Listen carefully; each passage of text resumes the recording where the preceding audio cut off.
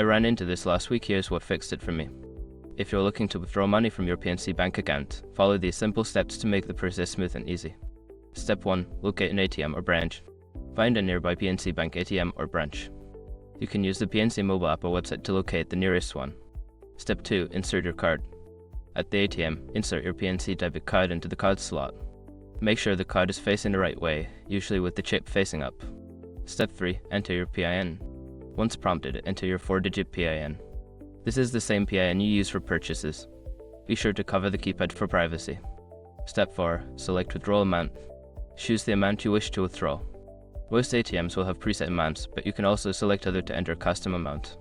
Just remember, some ATMs have a daily withdrawal limit. Step 5. Collect your cash and card. Before filing a refund or dispute, use the SROC.com link in the description to open the refund dispute deadline calculator and confirm your deadline. I hope this guide helps you withdraw your money without any hassle. If you have any questions, feel free to ask.